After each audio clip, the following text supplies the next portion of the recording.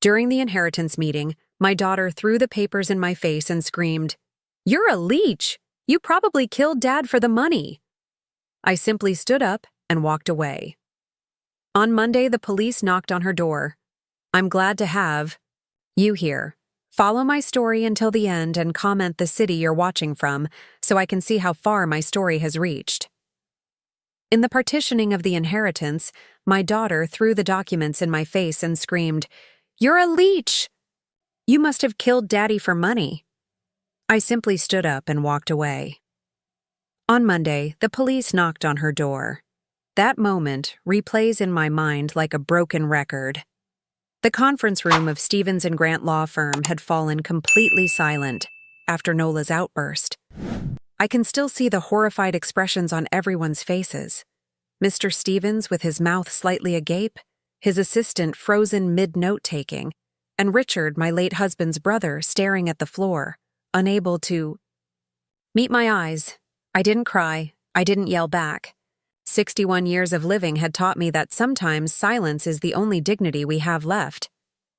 So I gathered my purse, straightened my blouse, and walked out with my head held high, even as my heart shattered into 1,000 pieces. That was 3 days ago. 3 days of unanswered calls, of neighbors suddenly becoming busy when they saw me approaching, of sitting alone in the house that had felt empty for years, even when Gerald was still alive. The knock on my door came at precisely 8:15 a.m. 2 officers, 1 male and 1 female, their expressions somber and professional. "Mrs. Agatha Wilson?" the female officer asked. I nodded, tightening the belt of my robe. "That's me. We need to ask you some questions about the allegations made by your daughter, Nola Wilson." I stepped aside to let them in, oddly calm. "Would you like some coffee?" "I just made a fresh pot." The officers exchanged glances, clearly thrown by my composure. They probably expected tears, protests, maybe even resistance. Instead, they got offered breakfast blend. I led them to the living room, the same room where Gerald and I had sat together for 38 years, yet never really talked. The same room where I'd bandaged Nola's scraped knees and read her bedtime stories. The same room where I'd swallowed my pain, night after night, year after year. "Mrs. Wilson," the male officer began after declining my coffee offer, "your daughter has filed a formal complaint suggesting that you may have been involved in your husband's death. She claims you stood to gain financially and had expressed—" He checked his notes. "Resentment and hostility toward Mr. Wilson in the months before his passing." A sad smile crossed my face. "Did she tell you that her father had pancreatic cancer?" "Stage 4. The doctors gave him 3 months. He lasted 5. The female officer's expression softened slightly. "Yes, we have the medical reports. But Ms. Wilson claims there were irregularities with his medication." I didn't respond immediately. Instead, I reached for a photo album on the coffee table and opened it to a picture of Nola's 5th birthday.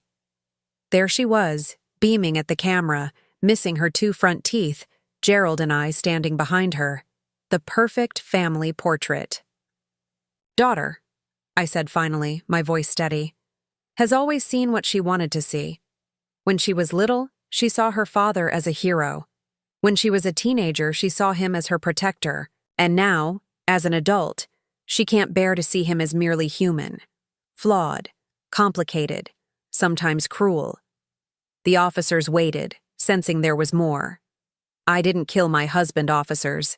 I took care of him until his last breath. I changed his sheets when he couldn't control his bodily functions. I crushed his pills into applesauce when he couldn't swallow them whole. I read to him from his favorite books when his eyes became too weak to see the words. I closed the photo album. And I did all this while he cursed at me, while he told me I was doing everything wrong, while he called our daughter to complain about me. Just as he had done for most of our marriage. The female officer's pen hovered over her notepad. "Mrs. Wilson, are you saying your husband was abusive?" The word hung in the air between us. Abusive. After decades of carefully avoiding that term of making excuses and keeping secrets, it felt strange to hear it spoken aloud. I'm saying that my daughter never knew her father. Not really. I made sure of that. The officers stayed for nearly 2 hours, asking detailed questions about Gerald's final days, about our marriage, about my relationship with Nola. I answered everything truthfully, perhaps for the first time in my life. As they were leaving, the female officer paused at the door. "We'll need to speak with your daughter again. Is there anything else you think we should know?" I thought about Nola, about her rage and pain, about the little girl who once looked at me with complete trust. "Just tell her." My voice finally cracked, just slightly. "Tell her I'm sorry I couldn't give her the father she deserved." After they left, I sat alone in the living room, surrounded by memories and ghosts. The grandfather clock in the hallway, Gerald's pride and joy, ticked loudly in the silence.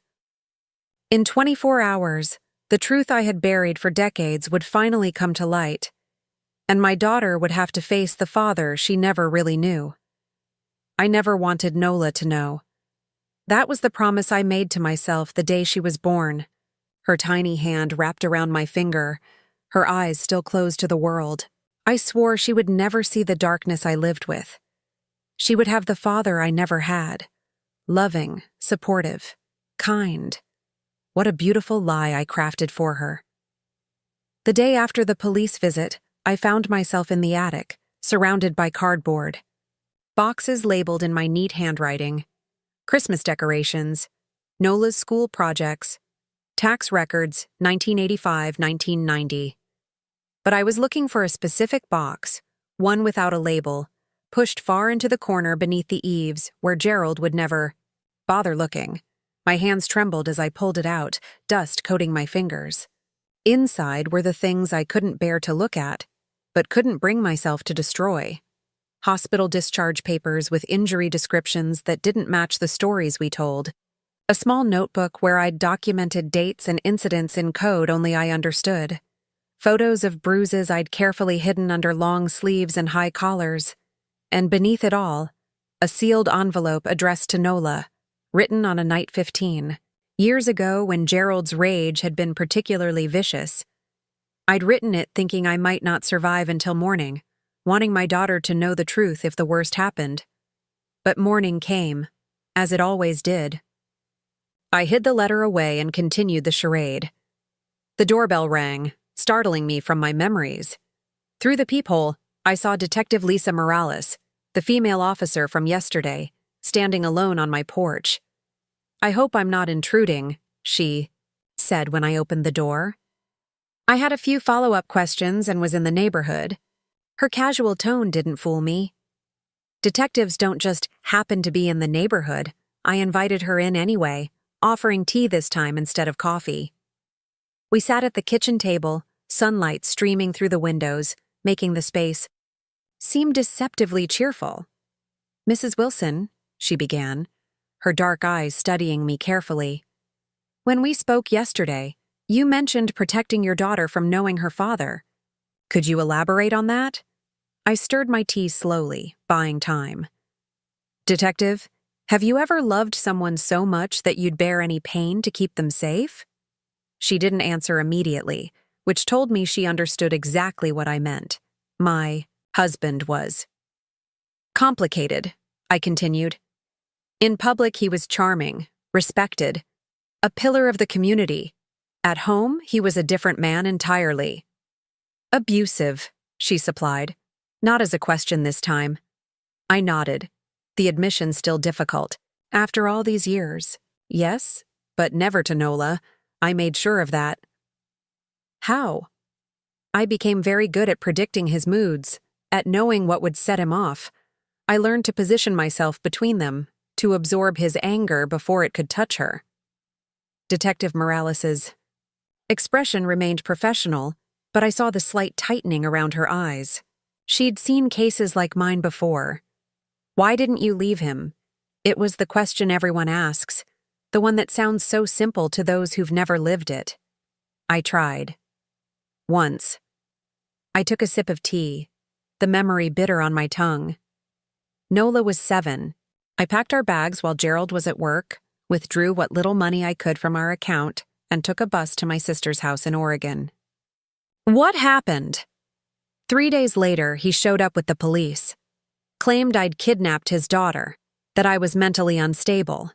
He had character witnesses, our pastor, his colleagues, neighbors, all testifying to what a devoted husband and father he was, how concerned they were about my state of mind. I set my cup down, noting how steady my hand had become. The police believed him. Of course they did. And my sister. She had young children of her own. She couldn't risk getting involved in what Gerald promised would be a vicious legal battle. So, you went back? Yes. And Gerald made sure I understood there wouldn't be a second chance. He threatened to take Nola away permanently if I ever tried to leave again. I met her eyes directly. I believed him. He had the money, the connections, the respect of everyone who mattered. I had nothing. Detective Morales nodded slowly. And you never told Nola any of this? How could I? She adored him.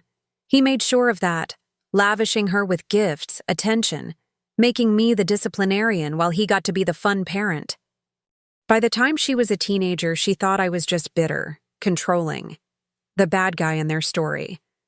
The detective made a few notes, then looked up. Mrs. Wilson, did your daughter ever witness any incidents between you and your husband? She saw the aftermath sometimes. Me with a split lip saying I'd walked into a door.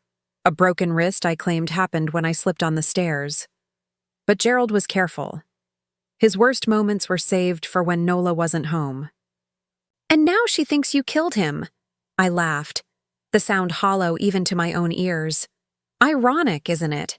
I spent decades keeping him alive, managing his medication, driving him to appointments, researching treatments, even when part of me wished for the freedom his death would bring. Detective Morales was quiet for a moment. Then, we found something interesting when we spoke to your daughter yesterday. She pulled out her phone, swiped through a few screens, and placed it on the table between us. Do you recognize this? On the screen was a photograph of a handwritten note in Gerald's distinctive scrawl. If anything happens to me, look closer at Agatha. She's not who you think she is. My heart sank. When did he write this? About a month before he died, according to Nola. She found it tucked into his Bible. Of course. Gerald's final manipulation, his parting gift. He couldn't stand the thought of me living without his control, even after he was gone. Detective, I said, my voice steadier than I felt. My husband knew he was dying. He couldn't bear the thought of not being able to control the narrative anymore. This was his way of ensuring I would never find peace, even after he was gone. She studied me for a long moment. We're also looking into some financial discrepancies in your husband's estate. Large withdrawals in the months before his death. Accounts we can't trace. This was news to me. I don't know anything about that. Gerald handled all our finances. Ms. Wilson seems to think you were hiding money, preparing for his death. The irony almost made me laugh again. Detective, I haven't had access to our bank accounts in 20 years. Gerald gave me a household allowance closely monitored. I had to keep receipts for everything I purchased. I could see her processing this, fitting it into the picture that was emerging. There's one more thing, she said, her tone shifting slightly. Your daughter will be coming in for another interview tomorrow morning. Given what you've told me, I think it might be time for some truths to come to light. The fear that gripped me was immediate and visceral. No, please. She can't know. Mrs. Wilson, Detective Morales interrupted gently. Your daughter has accused you of murder. The truth is your best defense now. As she left, I returned to the attic, to the box of secrets I'd kept for decades. The envelope addressed to Nola felt heavy in my hands. Sometimes, protecting those we love means letting them face painful truths. I just never thought it would be like this. I spent the night sitting in Gerald's old leather armchair, the envelope addressed to Nola resting in my lap. I'd reread it so many times that the paper had grown soft at the creases. Every word was etched into my memory, a history of pain I'd carefully hidden from the world. Sleep refused to come. Instead, my mind replayed moments from our marriage like a grim slideshow. Gerald smashing plates because dinner was 5 minutes late. Gerald's fingers digging into my arm, leaving marks that would bloom into bruises by morning. Gerald's calculated apologies, always followed by periods of eerie calm before the next storm. The sunrise found me still awake, watching as golden light crept across the living room floor. The same floor where I'd once lain motionless after Gerald pushed me down the stairs, my ribs cracked, afraid to call for help because Nola was having a sleepover with friends. The doorbell rang at precisely 9 a.m. I knew it would be Detective Morales before I opened the door. "You look like you haven't slept," she observed, concern briefly flickering across her professional facade. "I've been preparing," I replied, gesturing to the box I'd brought down from the attic, now sitting on the coffee table. Detective Morales nodded, understanding immediately. "Is that what I think it is?" "Evidence," I confirmed. 38 years of it." She sat across from me, notepad ready. "Mrs. Wilson, before we go through this, there's something you should know. We've made some discoveries about your husband's financial activities." My heart quickened. "What kind of discoveries?" "Your husband had a second bank account. One you weren't aware of." She paused, watching my reaction carefully. "There were regular transfers to this account for years. Money siphoned from your joint savings. The total amount is substantial." I wasn't surprised. Gerald had always been secretive about money, doling out household funds like precious gems, demanding explanations for every penny spent. "There's more," Detective Morales continued. 2 weeks before his death, he changed his will. The new version contained language suggesting you might have been mistreating him during his illness. "He was laying groundwork, Mrs. Wilson." A bitter laugh escaped me. "Of course he was. Gerald always planned 10 steps ahead. There's one more thing." She hesitated. "We found evidence that he had been in contact with an old college friend of yours, a James Harrington." The name hit me like a physical blow. I hadn't heard it in decades, hadn't allowed myself to even think it. "James?" My voice sounded strange to my own ears. That's not possible. I haven't spoken to him since before Nola was born." Detective Morales watched me carefully. "Your husband reached out to him about 3 months before his death. We've obtained their email correspondence." Mr. Wilson seemed interested in Mr. Harrington's recollections of you from your college days. The pieces clicked into place with sickening clarity. Gerald had been building a case against me, reaching back decades to construct a narrative. And James, dear, sweet James who'd wanted to marry me before Gerald came along, what had he told my husband? "I need to see those emails," I said, my voice steadier than I felt. Detective Morales pulled a folder from her bag and handed it to me. "Take your time." The exchanges were brief, clinical. Gerald introducing himself as my husband, expressing concerns about my mental state as his illness progressed. James's polite but reserved responses, clearly uncomfortable with the conversation. And then the last email from Gerald, sent just weeks before his death. "I appreciate your discretion, Mr. Harrington. I understand your reluctance to discuss your relationship with Agatha, but as her husband, I have a right to know about her past behaviors. Her outbursts have become concerning as my health declines." James's response was short. "Mr. Wilson, I knew Agatha as a kind, gentle person who never displayed the behaviors you're describing. If she's changed so dramatically, perhaps the question isn't what's wrong with her, but what's happened to her."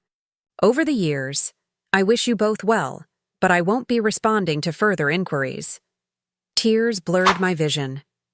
After all these years, James had defended me, had seen through Gerald's manipulations in a way few ever had. He contacted others too, Detective Morales said gently. Old friends, former colleagues, most responded similarly to Mr. Harrington. I set the folder down, a strange calm settling over me. He was building a case, making sure that if I ever spoke out after his death, no one would believe me. Yes. And he was also setting the stage for your daughter's suspicions. She gestured to the box between us. Now, tell me what you've kept all these years. One by one, I removed the evidence of my silent suffering. Medical records documenting accidental injuries. The small notebook where I'd recorded incidents. In a code Gerald never deciphered. Photographs of bruises and cuts dated and hidden away. Bank statements showing how Gerald had gradually restricted my access to our finances. Why keep all this if you never intended to use it? I considered her question carefully. At first, it was self-preservation. I thought if things got bad enough, I might need proof. Later, it became a validation, I suppose. Evidence that I wasn't crazy, that what was happening was real. And you never showed any of this to Nola? I shook my head firmly. I wanted her to have a father she could love, even if it meant she couldn't fully love me. Detective Morales was silent for a long moment, her eyes on the photographic evidence of my decades of abuse. Finally, she looked up. Mrs. Wilson, your daughter is coming to the station at noon today. I'd like you to be there. Fear clutched at my throat. I don't think that's a good idea. It's time, Mrs. Wilson. The truth needs to come out, not just for your sake, but for hers. She gestured to the box. May I take these as evidence? I nodded, though parting with my secret archive felt like losing a limb. These hidden artifacts had been my only witnesses for so long. As Detective Morales carefully packed away the evidence of my silent suffering, she paused, looking up at me with genuine compassion. You protected your daughter for decades, Mrs. Wilson. But sometimes, the greatest act of love is allowing someone to face the truth, no matter how painful. After she left, I stood in the empty house, feeling strangely light despite the heaviness of what was to come. In a few hours, the carefully constructed world I'd built for Nola would crumble. The father she idolized would be revealed as the monster I'd hidden from her. The grandfather clock in the hallway, Gerald's pride and joy, ticked loudly in the silence. I walked over and stopped the pendulum mid-swing. It was time for some clocks to stop, for some truths to finally be heard. The police station was busier than I expected for a Tuesday afternoon. Officers moved purposefully through the hallways. Phones rang incessantly, and somewhere in the distance, a man was loudly protesting his innocence. Detective Morales met me at the front desk, her expression softening slightly when she saw me clutching my purse with white knuckles. Mrs. Wilson, she greeted me, her voice professional but kind. Thank you for coming. We're set up in interview room 3. She led me down a corridor, past rooms with glass windows where I could glimpse snippets of other people's crises. A young woman sobbing into her hands, an elderly man gesturing animatedly to an officer. Lives interrupted, stories unfolding, just like mine. Your daughter is already here, Detective Morales said as we paused outside a door. She's been speaking with my partner, Detective Rivera. My heart hammered against my ribs. Does she know I'm coming? Not yet. We thought it would be better this way. Better. As if anything about this situation could be better. The room was small, with a table in the center and 4 chairs. A camera in the corner blinked its red eye, recording everything. Nola sat with her back to the door, her posture rigid, defensive. Even from behind, I could see how tightly wound she was. Shoulders hunched, head slightly bowed. She'd always carried tension in the same places I did. Detective Rivera, a middle-aged man with kind eyes and silver at his temples, looked up as we entered. Nola turned, and the shock on her face quickly morphed into anger. "What is she doing?" "Here?" she demanded, half rising from her chair. "I'm not talking to her." "Ms. Wilson," Detective Rivera said calmly, "please sit down. Your mother is here at our request." "Then I'm leaving." Nola grabbed her purse, but Detective Morales moved to block the door. "Ms. Wilson, you're not under arrest, but I strongly advise you to stay. We have new information about your father's death and about your parents' marriage that you need to hear." Nola's eyes darted between the detectives, then landed on me. The hatred there made my breath catch. "Whatever lies she's told you—" "Nola," I interrupted, my voice steadier than I felt. "Please, just listen." Something in my tone must have reached her because she slowly sank back into her chair, though her body remained coiled tight, ready to flee. I took the seat across from her, placing my purse on the table between us like a shield. Detective Morales sat beside me while Detective Rivera remained next to Nola. "Ms. Wilson," Detective Morales began, "we've been investigating your allegations against your mother thoroughly.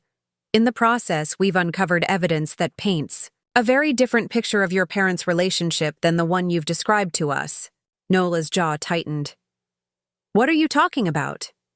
Detective Rivera placed a folder on the table. "These are medical records documenting injuries your mother sustained throughout her marriage to your father. Broken ribs, a fractured wrist, severe bruising consistent with physical assault." He opened the folder, revealing photos I hadn't seen in years. Me with a black eye, trying to smile through the pain. Me with fingerprint bruises around my neck. Me with a split lip and a gash across my cheekbone that had required 7 stitches. Nola stared at the images, her face draining of color. This can't be right." "It is right, Nola," I said softly. "Your father was not the man you thought he was. No." She shook her head violently. "No, Dad would never. He loved us. He protected us." "He protected you," I corrected gently. "Because I made sure of it." Detective Morales pulled out another document. "We've also discovered financial records showing that your father systematically isolated your mother economically. He controlled all accounts, monitored her spending, and diverted substantial sums to private accounts she had no access to. And most importantly," Detective Rivera added, "we've found evidence that your father was deliberately creating a false narrative about your mother in the months before his death. He contacted old friends of hers, former colleagues, even distant relatives, trying to build a case that she was unstable or abusive." Nola's hands trembled as she pushed the photos away. "I don't believe this. My father was a good man." "To you," I said, the words catching in my throat. "He was a good father to you because I made sure of it. I took the rage, the control, the violence, so you would never have to." Nola looked at me, really looked at me, perhaps for the first time in years. "Why didn't you tell me? Why didn't you leave him?" "I tried, once. When you were 7, I explained, about our failed escape attempt, about Gerald's threats to take her away from me. I couldn't lose you, Nola, so I stayed. I endured. And I made sure you never saw the worst of him." Detective Morales placed another folder on the table. "Ms. Wilson, we've also examined the medication logs from your father's hospice care. There were no irregularities. Your mother administered his medication exactly as prescribed. The hospice nurses have confirmed this. And we've spoken with Dr. Patel, who treated your father in his final months," Detective Rivera added. "He's confirmed that your father's death was consistent with the natural progression of his disease. There is absolutely no evidence of foul play."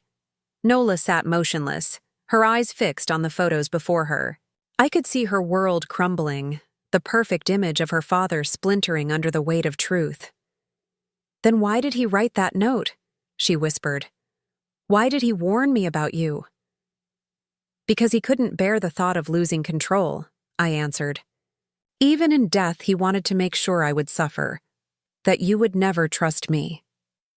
Tears spilled down Nola's cheeks. All those times you had accidents, the time you fell down the stairs, when you burned your arm on the stove. None of them were accidents.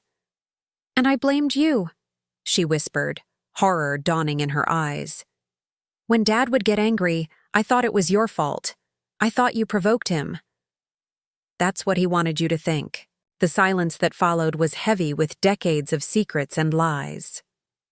Finally, Detective Morales spoke, her voice gentle but firm. Ms. Wilson, based on our investigation, we're dismissing your complaint against your mother.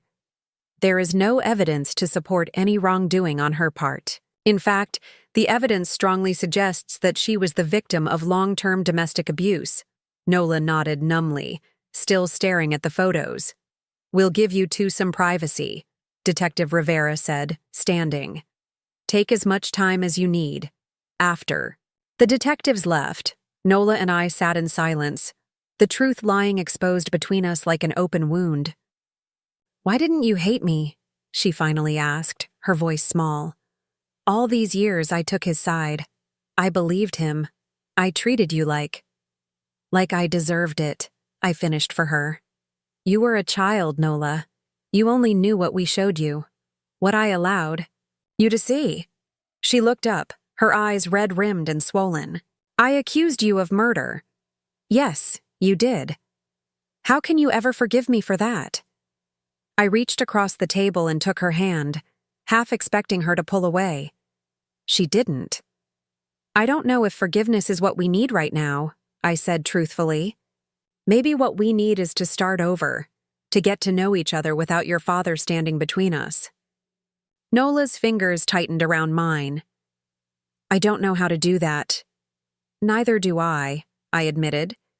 But I'd like to try.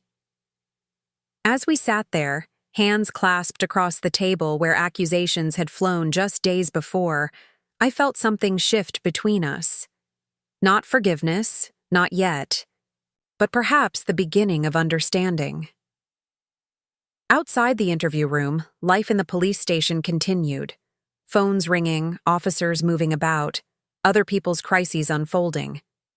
But inside our small space, time seemed suspended as mother and daughter faced each other across the wreckage of a shared past and the fragile possibility of a different future. The drive home from the police station was silent. Nola sat in the passenger seat of my old Buick, staring out the window as suburban landscapes drifted by. I kept my eyes on the road, afraid that if I looked at her, this fragile truce would shatter. I'd like to come in, she said when I pulled into my driveway. If that's okay. I nodded, not trusting my voice. We walked up the path to the front door together, separated by 2 feet of concrete and 38 years of misunderstandings. The house felt different with Nola in it, smaller. Somehow, as if it couldn't quite contain all our history.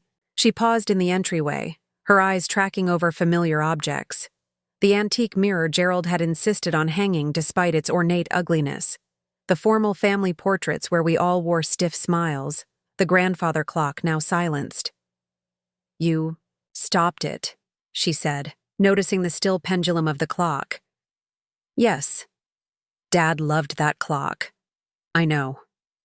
She moved into the living room, her steps hesitant. I used to think this was the perfect house, the perfect family. She turned to face me. How did I not see it? Because we didn't want you to, I answered simply. Both of us, in different ways. Your father wanted you to see his version of perfection. I wanted to protect you from seeing the cracks.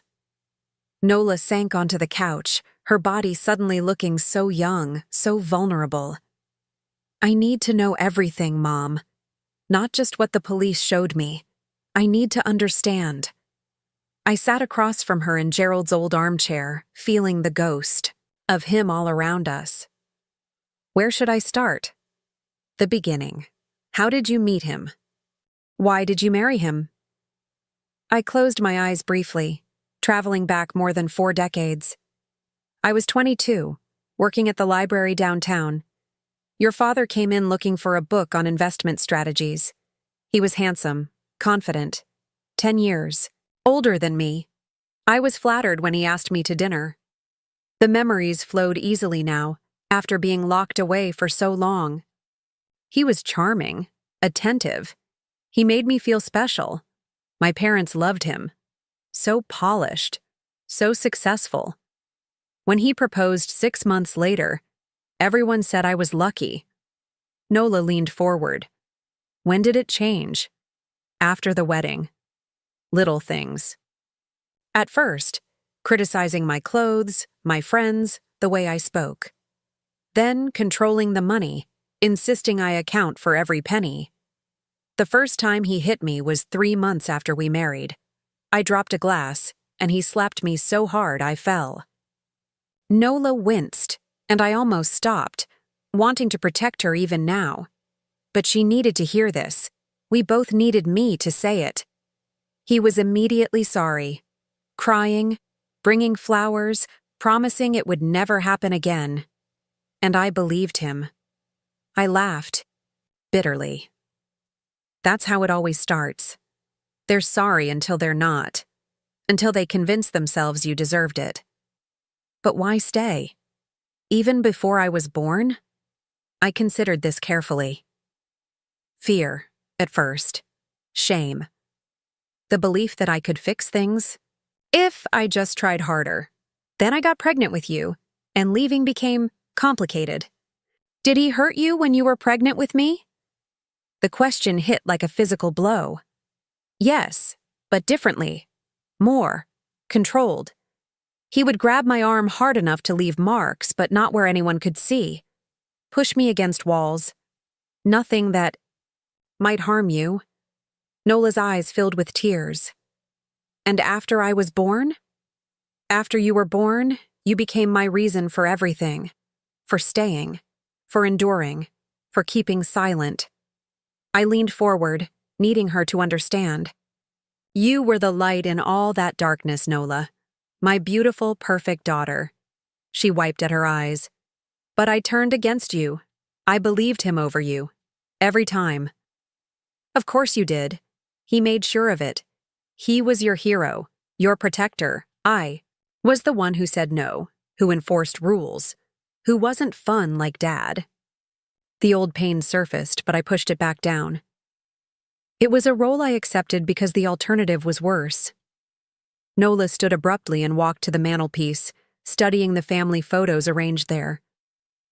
These are all lies, aren't they? These smiling family pictures. Not all lies. We had good moments, Nola. Your father could be charming when he wanted to be. Generous, even. There were vacations, birthdays, graduations where he was genuinely proud. But it wasn't real. Parts of it were real. My love for you, that was always real. She picked up a photo of the 3 of us at her high school graduation. I remember this day. Dad bought me that ridiculously expensive bracelet. You said it was too much, and I thought you were just being controlling about money. She set the photo down. But that wasn't it, was it? No. That was the day after he'd broken 2 of my ribs. I could barely stand for the ceremony, and he was out spending money we didn't have to make himself look like the generous father. Nola closed her eyes. The pain of these revelations etched across her face. I've been so blind.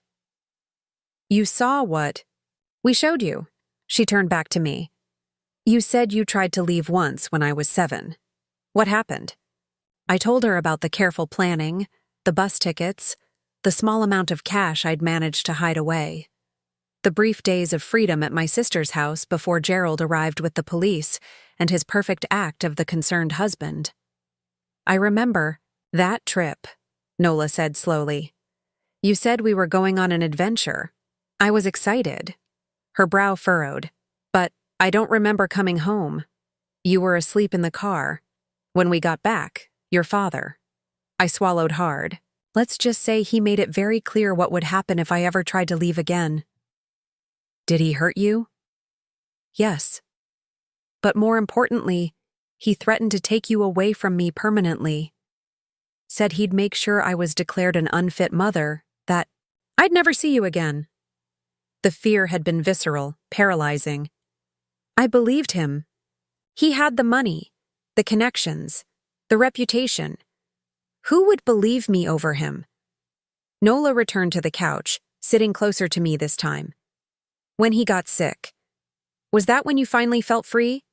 The question hung between us, dangerous in its implications. Had I been relieved when my husband was dying? Had I welcomed his suffering? I felt many things when your father got sick, I said carefully. Relief wasn't one of them. Mostly I felt tired. So very tired. But you took care of him anyway. Yes. Even after everything he did to you. I met her eyes directly. I took vows, Nola. For better or worse, in sickness and in health. I kept mine, even when he broke his. She looked down at her hands. And now here we are.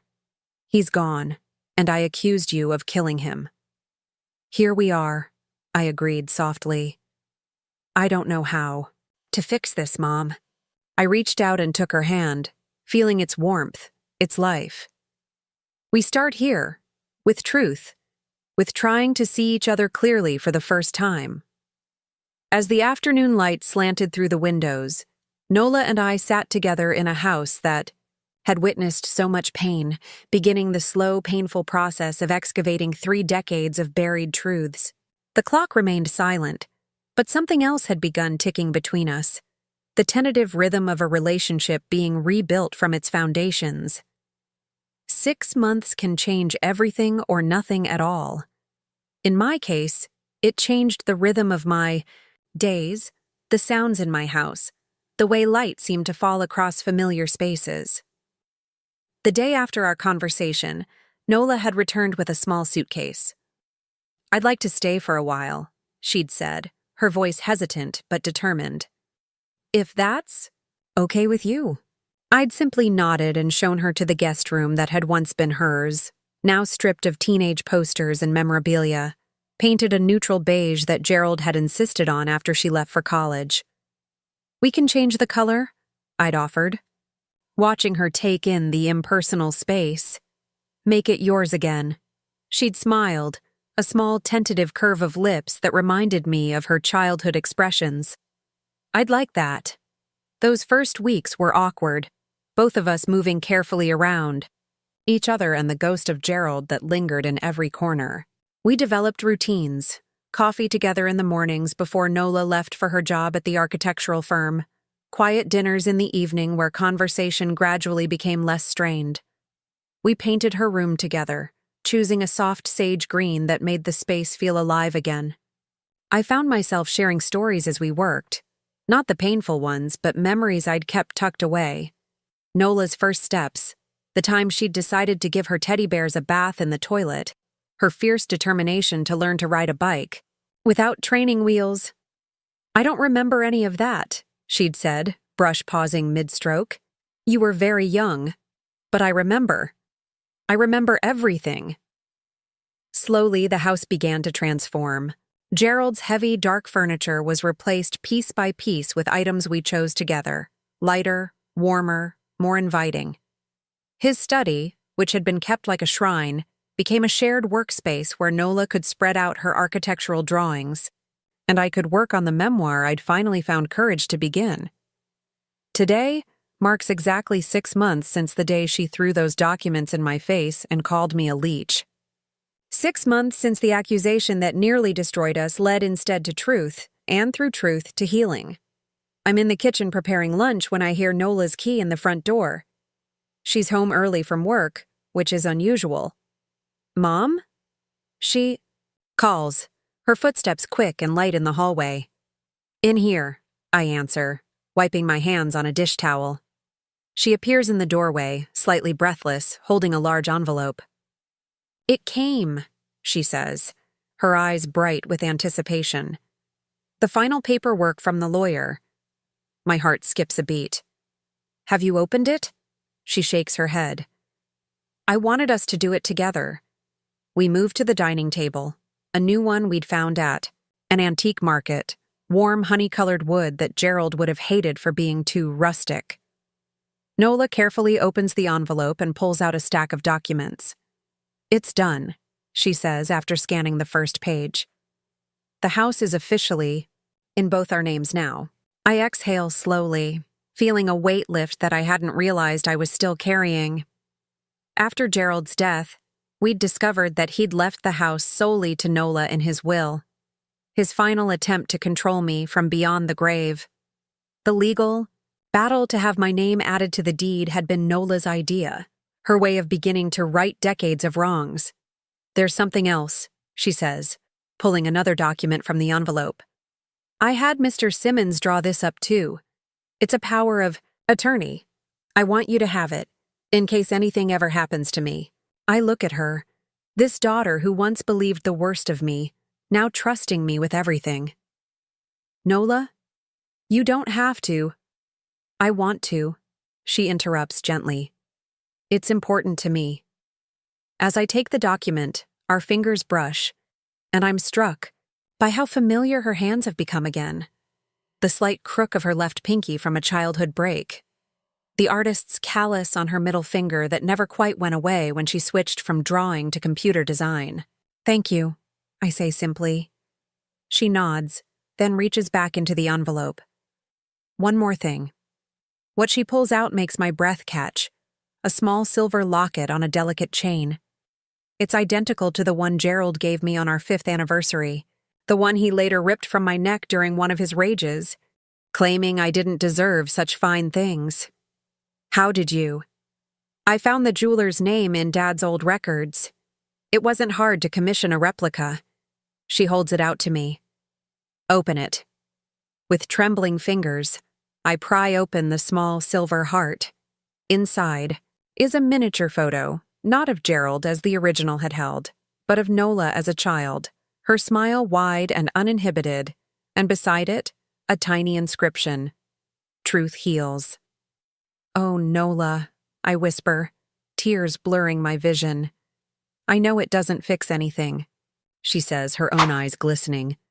Nothing can erase what happened, but I want you to have something beautiful to replace what he took from you. I let her fasten the locket around my neck, feeling its slight weight against my collarbone. Not a burden, but a promise. I've been thinking, she says as we clear away. The papers. About the inheritance money. The money. The final piece of Gerald's manipulations. He'd left everything to Nola, with the specific instruction that none of it was to be used for my benefit. Another way to ensure I would struggle without him. Another attempt to drive a wedge between mother and daughter. What about it? I ask, carefully. I want to use some of it to start a foundation for women and children affected by domestic violence. Somewhere they can get legal help, housing assistance, counseling, all the things you didn't have. The simple beauty of her plan leaves me momentarily speechless. My daughter, turning her father's final act of control into something healing, something powerful. We could call it the Silent Voices Foundation, she continues, for all the women who've had to keep quiet to survive. I think that's perfect, I manage finally. Later that evening, we sit together on the back porch, watching the sunset paint the sky in shades of gold and pink. The garden is coming alive under our care, flowers Gerald never allowed because they were too messy now bloom in riotous color along the fence. I found some of your old letters today, Nola says, breaking our comfortable silence. In the attic. Letters you wrote to me but never sent. My heart stutters. I'd forgotten about those. You wrote them when I was in college, when I was barely speaking to you. I nod, remembering those lonely years when Nola, fully under her father's influence, had reduced our relationship to occasional terse phone calls and obligatory holiday visits. You never told me how much I was hurting you, she says softly. Not once in all those letters did you blame me or make me feel guilty. You just loved me. You were my daughter. Loving you was never the hard part. She reaches over and takes my hand, her grip firm and sure. I want you to know that I see you now, Mom. Really see you. Not as the woman Dad wanted me to see. Not as the villain in his story. Just you, the mother who protected me even when it cost her everything. The setting sun catches the silver locket at my throat, making it gleam like a small star. For decades I lived in silence, bearing wounds no one could see, fighting battles no one knew were happening. I protected my daughter at the cost of her love, her trust, her understanding. But here, in the gentle evening light, with my daughter's hand in mine and truth finally spoken between us, I realize that some silences can be broken. Some wounds can heal. Some battles, even those fought in the dark for too long, can finally be won. I see you too, I tell her, squeezing her hand. My brave, beautiful daughter. I always have. Around us, the garden blooms in defiance of all the years it was suppressed. Inside the house that was once a prison and is now becoming a home, no clocks tick out the rhythm of fear and control. The silence between us is no longer filled with secrets, but with understanding, with forgiveness, with the quiet miracle of beginning again. Now I'm curious about you who listened to my story. What would you do if you were in my place? Have you ever been through something similar? Comment below.